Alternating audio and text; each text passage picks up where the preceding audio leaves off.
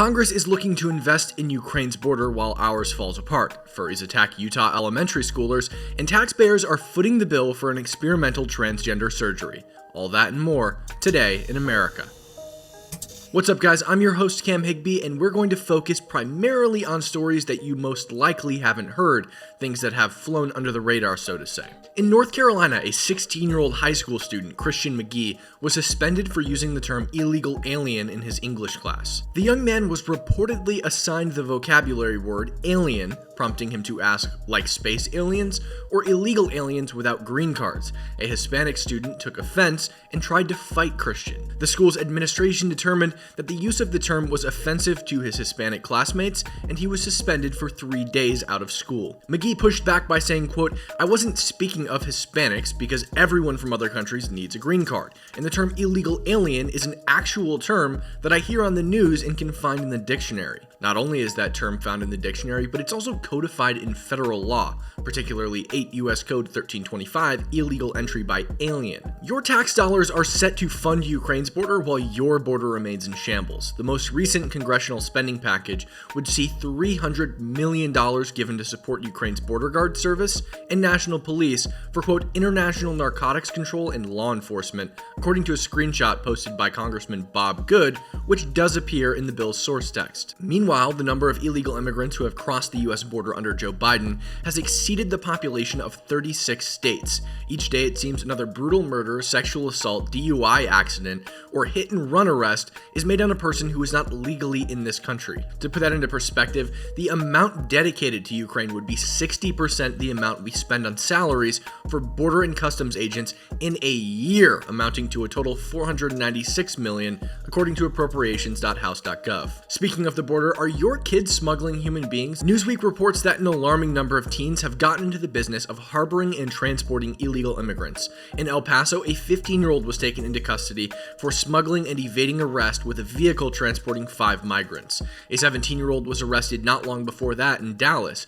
He was offered $1,300 to transport. Officials say that money is the primary motivator for young people. One county in Arizona charged a whopping 33 juveniles for border-related crimes in 2023 alone and 49 in 2022, many of whom were charged as adults, permanently staining their record forever. According to Newsweek, ads on Snapchat show photos of wads of cash, calling it, quote, easy money to drive to checkpoints in cities like Douglas and Sierra Vista. This story is one of those stories, when I write it, it feels like a joke, like nobody will care because it seems so fake.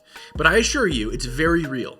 An ABC affiliate reports that middle school students in Utah protested abuse that they endured from furries by walking out of class to the parking lot. A video of the students protesting shows them, very young children by the way, claiming that these other kids who dress up every day as animals were biting, scratching, barking, pouncing, charging at them in all fours, and even spraying other students with Febreze. The students also claim that some of the bathrooms have litter boxes. An adult interviewer insists that he heard that was just a rumor, but the students insist that they've seen the boxes with their own eyes. They also explain that their principal has banned the wearing of furry masks, but does not enforce the rule on the abusive students. Here's that video now. They attack us! They bite us and we just kick them!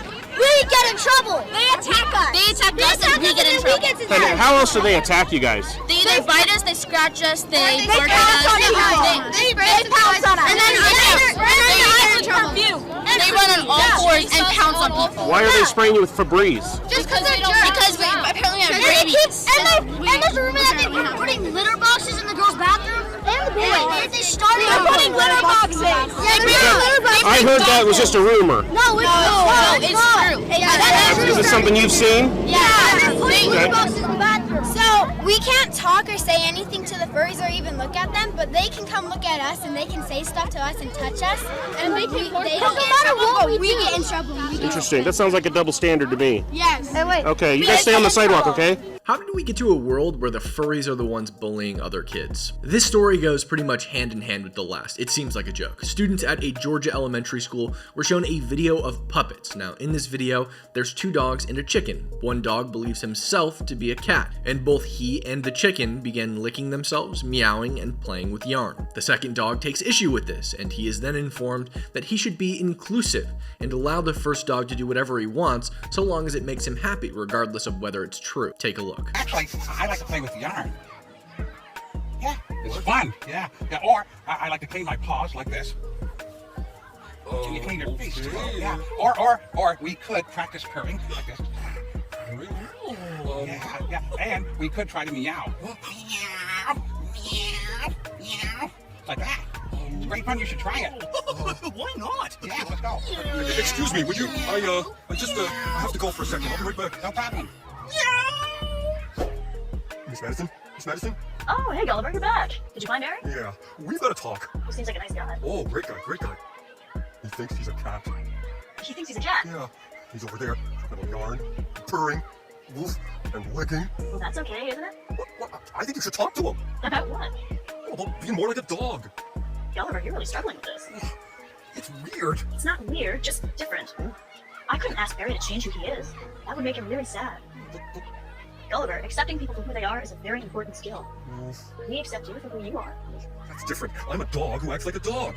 That's normal. Not normal, just more common. At this point, I feel like I'm just reading satire. An Ontario resident who wants both a vagina and the penis that he was born with has won state funding to make the surgery happen, according to the Daily Mail. The Mail reports that these procedures typically cost $70,000, in this case directly out of the pockets of tax-paying Canadians. The awarding of this public funding was granted by the unanimous ruling of 3 Ontario Divisional Court justices. This person is 33 years old, born a male, and identifies as non-binary. The funding was granted as the result of a series of requests, complaints, and appeals. Now get this, the procedure? According to the Daily Mail, it's not even performed in Canada. The person in question, identified only as KS, told CTV News Toronto, quote, "There has been so many times that I have had to justify myself just to be." And on to our last story. Nobody is safe. A top Democrat aide was killed by an illegal immigrant. An 18-year-old Honduran man was arrested in connection to a hit and run that killed an advisor to Nevada Senator Catherine Cortez Masto. He was in the country illegally and authorities knew about it. He was detained at the border in 2021 and then let go, according to Immigrations and Custom Enforcement. The advisor was 38-year-old Kurt Engelhardt. The crash occurred on April 6th and the suspect fled the scene. This is yet another case where if the law was enforced as it was intended to be, lives wouldn't have been lost. That's all I have for you this week, guys. Make sure to like, subscribe, and comment what you thought of these stories down below. This week was a doozy.